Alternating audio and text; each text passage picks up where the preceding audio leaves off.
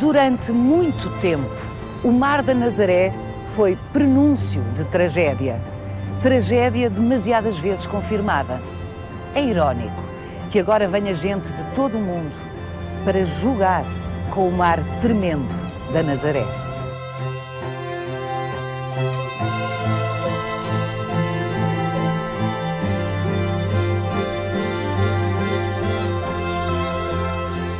Quase tudo o que compunha o imaginário sobre a Nazaré desapareceu do dia a dia. Os pequenos barcos multicolores, as 7 saias das mulheres, são agora objetos de museu.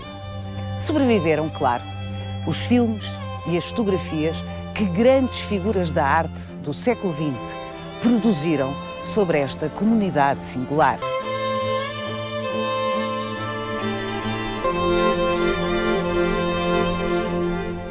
Mas há algo da longa tradição da Nazaré que escapou à voragem lúdica dos nossos dias.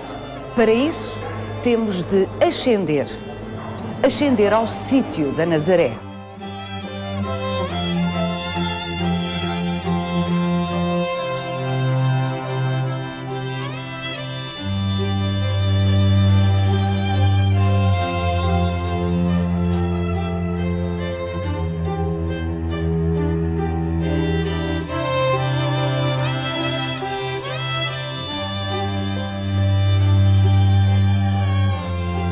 No sítio da Nazaré permanecem vivas as maravilhosas histórias da Senhora da Nazaré. Foi neste exato lugar que Dom Foz Roupinho evitou cair ao precipício por ter evocado a Senhora da Nazaré.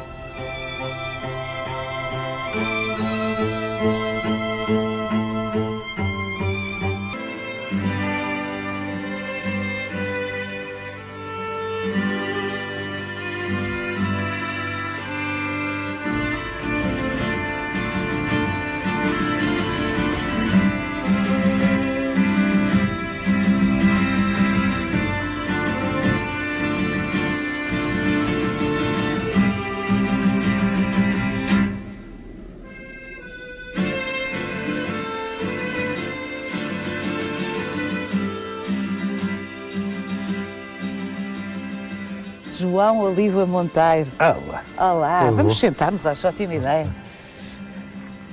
O João tem casa nesta rua do sítio da Nazaré e desde bebê que vai Lá para baixo. lá para baixo, para a praia da Nazaré. Portanto, lembra-se de como era a vida dos pescadores antes de terem construído o Porto de Abrigo. Perfeitamente. Nos anos 80. Perfeitamente. Quem viu não esquece o que isto era. A zona de pesca, a zona dos barcos, era tudo aqui em baixo, portanto, até nesta zona da Baía. Isto era um colorido enorme, havia imensas pessoas no meio dos barcos, havia os bois no meio dos barcos, havia as redes espalhadas para a areia, portanto era um cenário completamente diferente do que aqui está hoje. Era lindíssimo, não é? Era lindíssimo, mesmo lindíssimo. Mais lindo lá de baixo do que daqui de cima. Mas era, de qualquer maneira, era uma praia extremamente animada. De vez em quando havia naufrágios aqui em baixo, portanto, que eram alturas terríveis aqui para toda a população.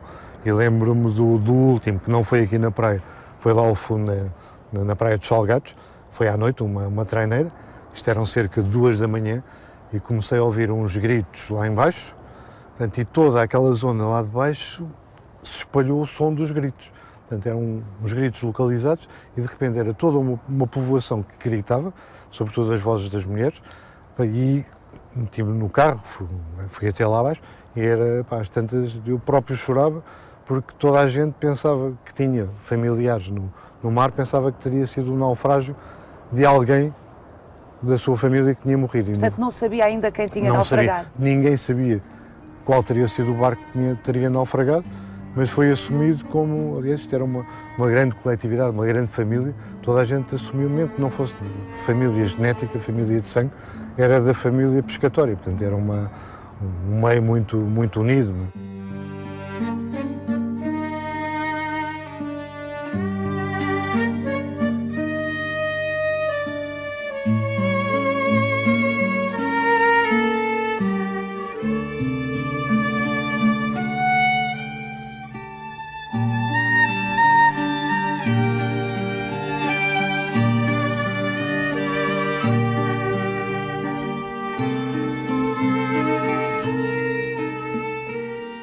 expressão que ainda hoje se usa muito aqui para contar coisas que aconteceram nos anos, sobretudo 40, 50, no tempo da fome. Portanto, é extremamente marcante. As pessoas, isto passou-se no tempo da fome. Portanto, há histórias mesmo terríveis de famílias que não tinham. Me contaram uma vez uma história, um rapaz que me contou uma história, de ser pequenito, e o pai ele perguntar ao pai, quando é que vamos jantar? Filho, já jantámos, vai para a cama. Porque não havia nada. Portanto, foram tempos terríveis. Felizmente isso já lá vai.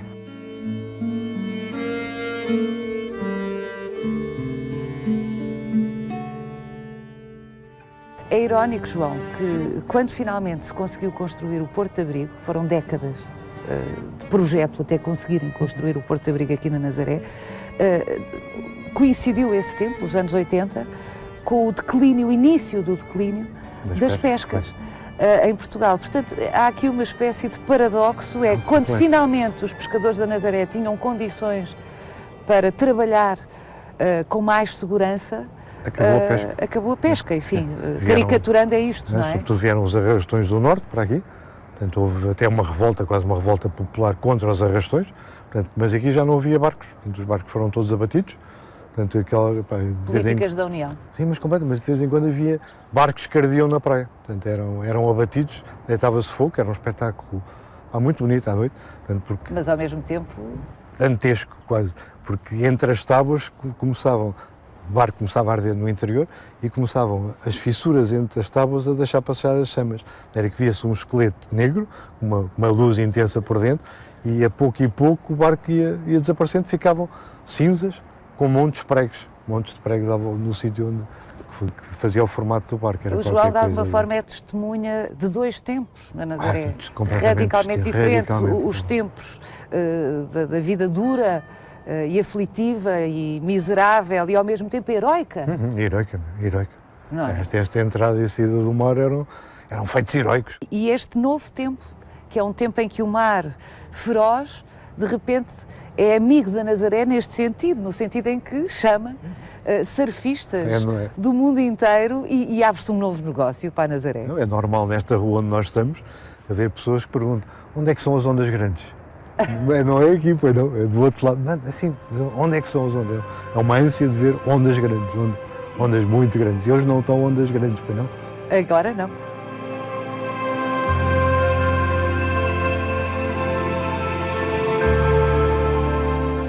Eu acho que no imaginário coletivo, os pescadores da Nazaré são figuras multisseculares aqui, mas é um erro. Não são daqui, mas são da costa mais a norte. Portanto, esta povoação lá em baixo só se constitui no princípio do século XVIII. Portanto, havia corsários, havia piratas, todas as populações que estavam à beira-mar estavam sujeitas às investidas noturnas, sobretudo. Portanto, roubavam os bens, raptavam as pessoas. E a povoação primitiva, portanto, era lá em cima da Pedreneira, que era uma vila que pertencia aos cotos do Mosteiro de Alcobaça, e era esta aldeia cá em cima do sítio. Portanto, lá em baixo só se começam a estabelecer habitantes, portanto, no princípio do século XVIII, quando a Ria de Aveiro fecha, portanto, e os pescadores lá de cima da zona de Ilha são obrigados a abandonar aquela zona e espalham-se pela costa toda para sul, sobretudo para sul, portanto, com grandes colónias aqui.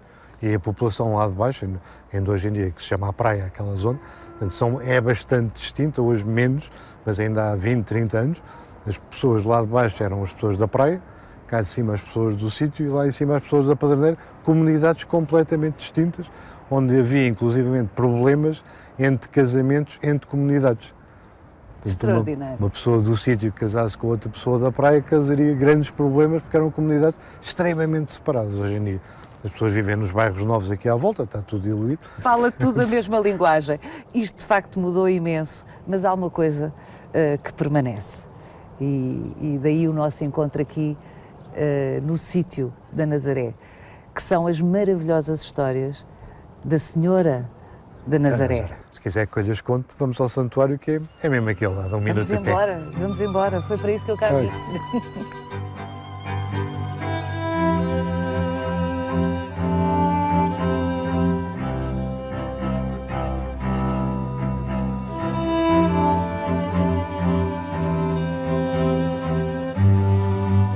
O primeira igreja construída neste sítio, neste local, aqui no sítio, para ser mais específico, foi mandada construir por o rei Dom Fernando I.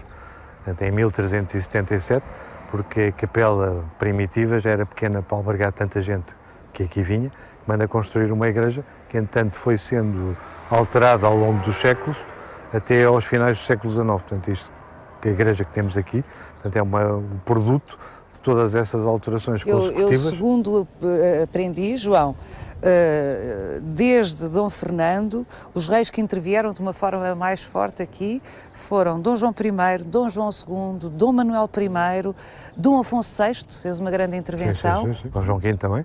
E quando falou de Dom Manuel I, a terceira mulher de Dom Manuel I, que depois de ser rainha de Portugal, casou com Francisco I de França e foi rainha de França, permaneceu aqui durante mais de uma semana. Foi construído um paço em madeira, portanto, para ela vir para aqui, o que implica e pressupõe que já havia um culto bastante generalizado para uma rainha vir se instalar aqui durante mais de uma semana e que ser construído o tal Palácio de Madeira para ela estar bem instalada, porque aqui não havia nada. Nessa altura era só a igreja e a ermida e nada mais. Essas peregrinações reais e a dimensão deste templo pressupõe que a devoção era tanta à Senhora da Nazaré que arregimentava muito dinheiro. Sim. Entrando no santuário vamos ver onde parte desse dinheiro foi aplicado.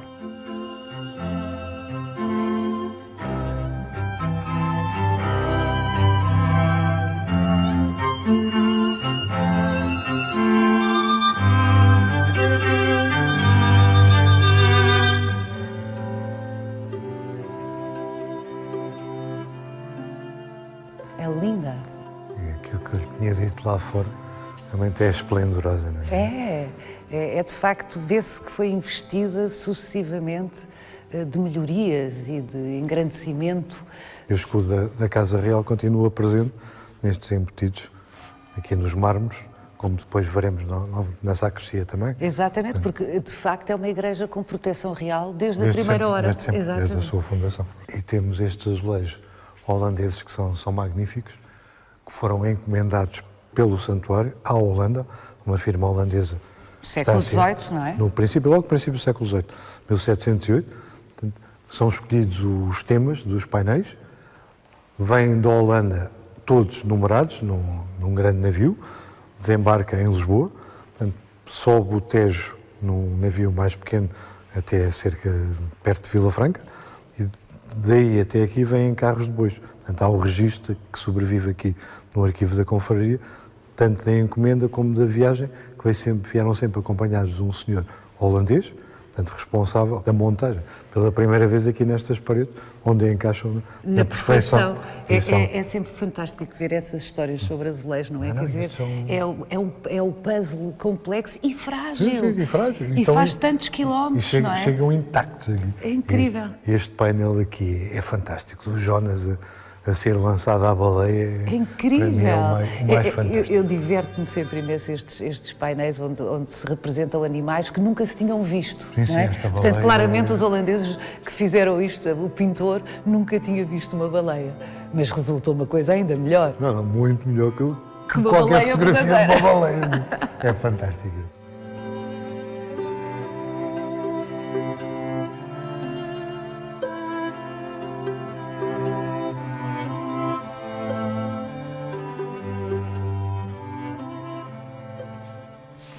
João, estes azulejos são geniais.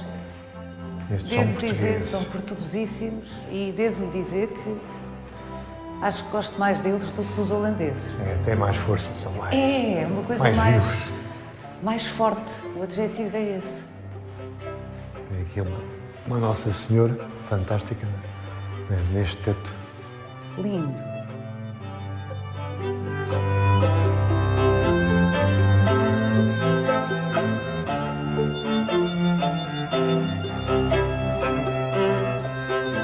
Bom, vamos começar por esta tela. Portanto, esta tela representa um monge com uma imagem, a imagem de Nossa Senhora de Nazaré no braço, no regaço, e que terá sido o monge que trouxe a imagem de Nazaré na Palestina até Mérida, em Espanha.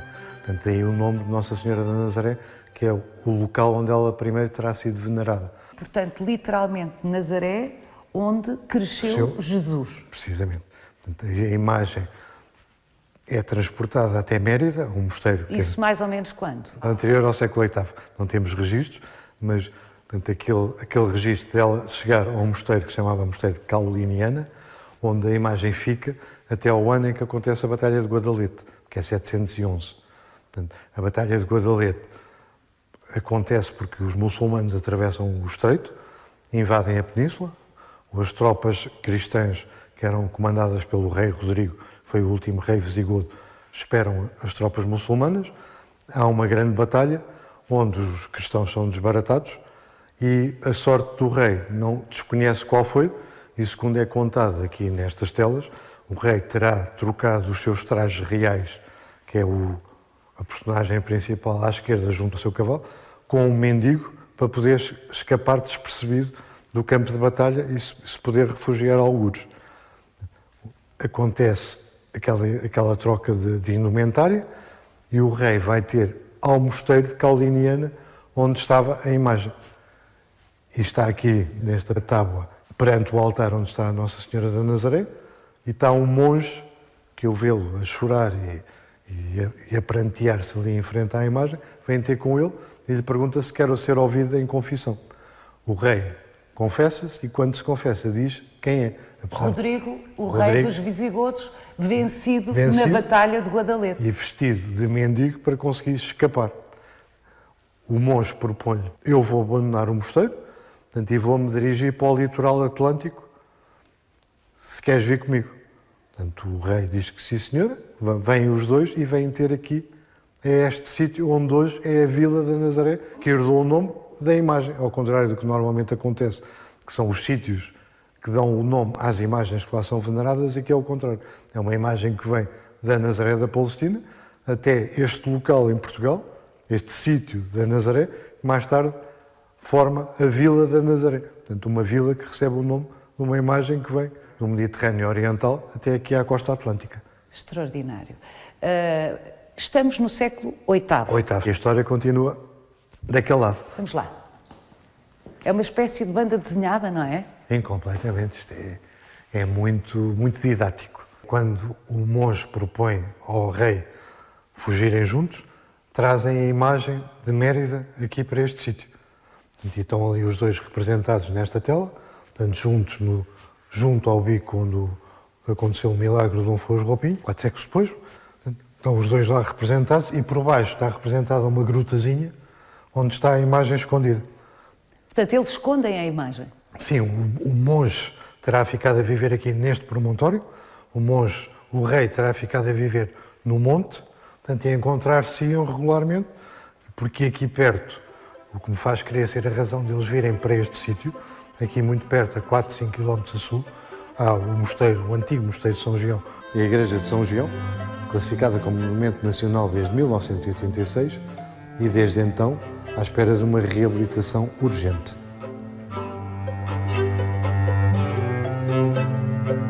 Ao que tudo indica, que foram realizados estudos há muito poucos anos, seria um mosteiro de eremitas. Portanto, o que coincide com o facto de eles os dois viverem como eremitas, uma vez por semana todos os eremitas da região iam a uma cerimónia religiosa no próprio mosteiro, na igreja do mosteiro, que eram com poucos alojamentos à volta, o que faz crer que realmente esta história tem um fundo de veracidade bastante consistente, digamos assim. Já vamos falar sobre isso. Eu agora quero ouvir a história até ao fim. Continuamos aqui com os reis. Temos uma representação muito interessante do que era a Praia da Nazaré neste finais do século XVII, que é aquela zona com chamemos uma ria, uma laguna, com um cordão dunar a separá-la do mar, portanto, que é toda a zona que hoje em dia lá embaixo está ocupada pelas casas da Praia da Nazaré e que vai até ao Porto de Abrigo, até lá a seguir, que é a única que está assinada por Luís de Almeida, que terá sido um discípulo de José Fadóbitos, portanto podem ser datadas no final do século XVII, que representam o milagre que aconteceu com Dom Afonso Roupinho. Portanto, Dom Afonso Roupinho era um cavaleiro da época do Dom Afonso Henriques, que era alcaide de um castelo de Porto Mós, que é a cerca de 15, 20 km daqui. Portanto, andava a caçar em setembro aqui nesta zona. Portanto, estava um um dia de nevoeiro, como é normal nessa época aqui, aparece-lhe um veado que ele começa a perseguir, de repente percebe que já tinha encontrado anteriormente a essa caçada a gruta onde estava a Nossa Senhora escondida há mais de 4 séculos, já lá tinha descido, já sabia que existia. Quando percebe que está mesmo na ponta do precipício, em risco de cair para uma queda da qual não se salvaria, seria fatal inevitavelmente, e pede Nossa Senhora salva. Portanto, o cavalo consegue estacar, dá meia volta, Dom Fuas desmonta, desce lá abaixo à gruta, agradece a salvação, e chegam, entretanto, os companheiros, e quando chegam os companheiros, Dom Fuas diz: vocês vão à procura de pedreiros aqui à volta, eu fico aqui até está construída uma capela neste local, a que eu vou chamar a Capela da Memória, que vai registar a memória deste acontecimento pelo qual eu não padeci, não morri. É a ermida que está aqui ao lado. Sim, muito perto, que foi o segundo santuário que recolheu a imagem de Nossa Senhora de Nazaré. O primeiro foi a gruta, no século VIII, onde a imagem fica até 1182. Dom Fuas manda construir a ermida por cima da gruta, a gruta é entulhada e é tapada, e a imagem é trazida para cima, para a superfície. Em 1377, Dom Fernando, o rei Dom Fernando I, vem aqui a este sítio, como a ermida já era pequena para tanta gente que já se juntava nessa época aqui, manda construir a primitiva igreja neste local onde nos encontramos hoje. E melhorar a ermida. E melhorar a ermida também. Fez obras na ermida e manda construir uma igreja maior para onde a imagem é transferida. Portanto, este local onde nos encontramos é o terceiro santuário neste sítio que recebe a imagem... No sítio da Nazaré? No sítio da Nazaré, que recebe a imagem de Nossa Senhora da Nazaré, que vem da Palestina e que está aqui perto de nós, mesmo aqui em cima. Vamos vê-la, porque nesta altura a protagonista desta história ainda não apareceu. Vamos a ela.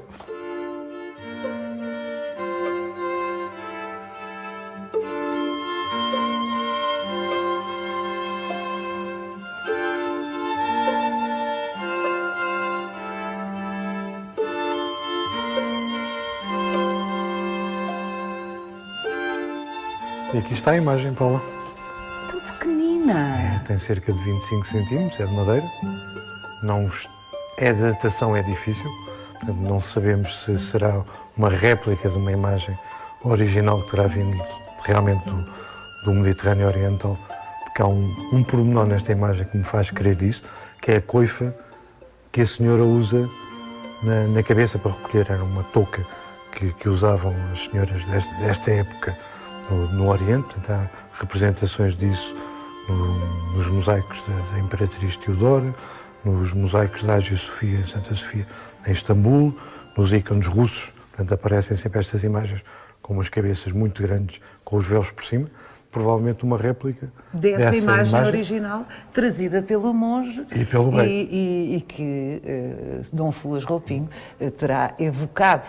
Seria fácil datá-la através do teste do carbono 14, o que nunca foi feito, e ficaríamos a saber qual é a época, sem serem opiniões pessoais, portanto, um dado científico objetivo, qual seria a época. Nota-se uns pormenores que seria um véu branco em cima desta cor morena, como a descreve o Britalão, que foi o grande divulgador desta história, que escreve em 1628 um livro sobre a antiguidade desta imagem, que é extremamente curioso. Britalão, que foi administrador desta casa. Portanto, é designado administrador isto já no tempo em que os Filipes eram os reis também de Portugal, no tempo do Filipe II, português terceiro de Espanha, portanto, em que o designa como administrador. Ele escreve essa obra, que teve a primeira edição com 1500 exemplares. É imenso. Imenso. Imenso. Que se espalhou por todo o sítio onde havia portugueses. Portanto, há igrejas dedicadas a Nossa Senhora de Nazaré, algumas com réplicas desta imagem, com outras imagens parecidas, pelo mundo inteiro, desde o Brasil, sendo a principal em Belém do Pará. Há em Luanda uma capela muito interessante também. No Japão também, que deve ter sido fruto dos jesuítas que terão levado esta devoção para o Japão. Difundida pelo mundo inteiro. Então, imagino que talvez também no Canadá, para onde tantos nazarenos emigraram, sim, não provavelmente, é? em St. John's, no Canadá, uma cidade Estados também. Nos Estados Unidos, portanto, é uma devoção que a partir deste sítio onde nós estamos, no sítio da Nazaré, se espalha para a maior parte do mundo, por onde os portugueses andaram, e provavelmente muito devido a esse livro do Britalão, que é um sucesso, que eu li nos navios em voz alta, nos chorões em voz alta.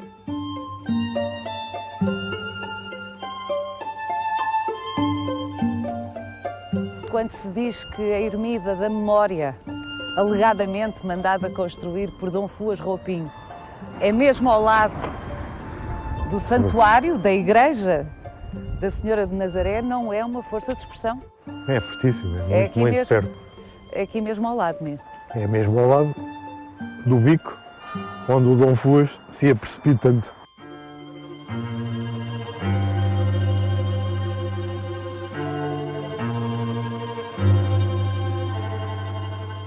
Esta ermida, ao que reza a história também, foi atualizada, aprendi com o João, por Dom Fernando I, portanto, finais do século XIV. Terá estado aqui em 1377, portanto, como já havia uma grande afluência de peregrinos aqui, manda construir a igreja, onde estivemos, e manda refazer, esta ermida era aberta com arcos, portanto era não uma ermida fechada, mas um alpendre, onde a imagem estaria provavelmente no meio em cima de uma coluna que estaria no centro. Portanto, Dom Fernando manda fechar. Aquele baixo relevo tem tido várias leituras, portanto, em relação aos personagens que lá estão. Portanto, ao centro, indubitavelmente, é a imagem de Nossa Senhora Nazaré com o menino ao colo, na perna esquerda. À esquerda tem uma personagem masculina e à direita duas personagens que me parecem femininas. A leitura que eu faço destas personagens é a família real de Dom Fernando. Portanto, o rei, em primeiro plano à direita é a mais pequena, Dona Beatriz, a filha, e por trás a detestada Leonor de Teles. Este baixo relevo é uma réplica, o original está no museu do santuário. Do santuário de onde viemos agora. Os azulejos são maravilhosos, mais uma vez, são obviamente. Do século XVIII também. Obviamente, posteriores, do mestre António Bernardes. E são, o de interior facto, é todo revestido a azulejos também. Uma beleza. Agora vamos descer até ao nível da gruta sobre a qual foi construída esta ermida. É mesmo estreito. Isto é muito pequenino. Bom, Paulo, e aqui temos uma réplica da imagem de Nossa Senhora de Nazaré que vimos lá em cima na igreja, e terá sido aqui o local onde existia a gruta, que ainda aqui está por baixo uma entrada, onde a imagem foi colocada no século VIII, quando foi transportada de Mérida até aqui. E esteve aqui até 1182, quando Dom Fuas manda construir esta ermida. Dom Fuas Roupinho? Dom Fuas Roupinho, precisamente, que manda construir esta gruta, esta ermida por cima da gruta, quando a imagem é transportada para o nível superior, por onde entramos. Uhum. Vamos subir? Vamos subir. João, tenho estado deliciada a aprender consigo, a ouvir as maravilhosas histórias da Nossa Senhora da Nazaré, mas eu tenho que confessar que tudo isto me levanta algumas questões e que as questões que me levantam estão diretamente relacionadas com esta lápide que estamos aqui a ver. Esta lápide foi colocada aqui no princípio do século XVII, portanto, e foi composta por Frei Bernardo de Brito. Portanto, estamos a falar no tempo dos Filipes. Nos tempos dos Filipes, princípios do século XVII. O Frei Bernardo de Brito, na altura, um frei, estudou em Itália, o pai mandou estudar para a Itália, em Roma e em Florença, e ele resolve que não quer ser militar como o pai pretendia, e vem de Itália para Portugal sem informar o pai, e apresenta-se no mosteiro de Alcobaça para professar. Para professar. Portanto, faz um noviciado, professa, e quando o pai sabe onde ele está, já ele tinha tomado votos, já era o Frei Bernardo de Brito. Mas com uma preparação fora do comum. Muito fora do comum, uma cabeça muito fora do comum também. Escrevia lindamente. Muito, muito bem. E destaca-se dentro das obras dele a monarquia lusitana. Nessa obra ele demonstra que os reinos de Portugal e de Espanha, de Castela, neste caso, estavam separados desde o início do mundo. Desde Adão e Eva. Desde Adão e Eva. São descendências completamente diferentes dos nossos... Ou seja, inconciliáveis. Completamente separados ad eterno. No segundo tomo da monarquia lusitana, o Frei Bernardo de Brito fixa a história de Nossa Senhora de Nazaré que estivemos a falar.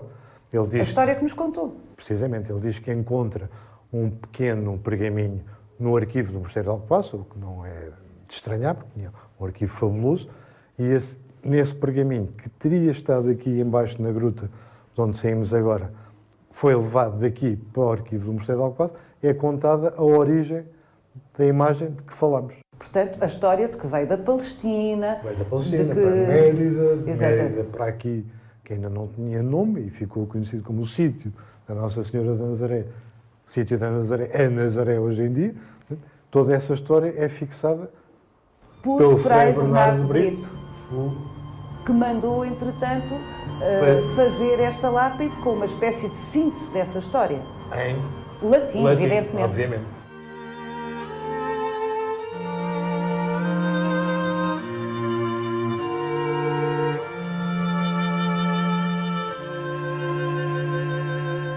A história da imagem da Nossa Senhora da Nazaré é maravilhosa, é fascinante. Rocambolesca, cheia de aventuras e de peripécias, com séculos pelo meio, mas, de facto, é Frei Bernardo de Brito, como o João acabou de nos explicar, quem a fixa, mesmo no final do século XVI, início do século XVII. Ora, eu sei que o João sabe que há vários historiadores que não admitem outra hipótese sobre esta história que não seja a de que é uma lenda, e uma lenda inventada de raiz por Frei Bernardo de Brito.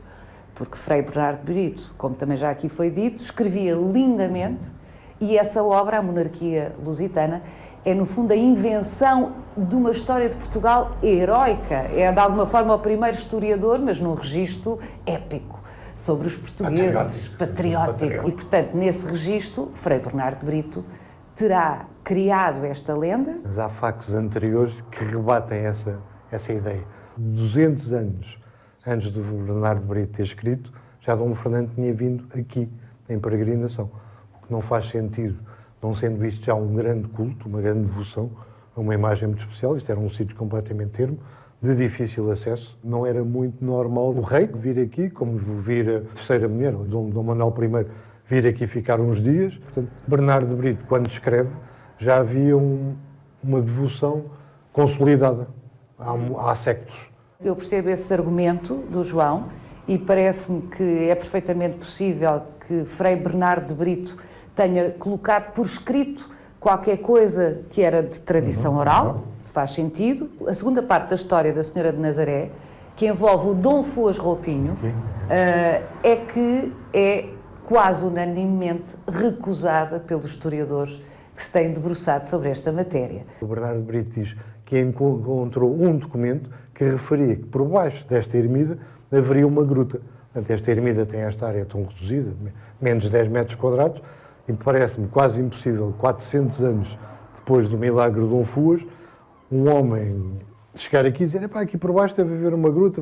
Porque estava tapada. Estava tapada. Portanto, 400 anos depois da gruta ter sido tapada, o Bernardo de Brito descreve que, com a ajuda de alguns peregrinos que estavam por aqui, tiraram umas lajes do chão e descobriram a gruta que há 400 anos ninguém sabia que ela existia. Portanto, como parece, uma capela construída à beira do abismo, com uma área tão pequenina, não passa para a cabeça de ninguém. Olha, ajudem-me aqui a levantar umas lajes, porque eu acho que ele teria de ter um dado muito forte para quase desacralizar este espaço levantando lajes à procura de uma coisa que ninguém via há 400 anos.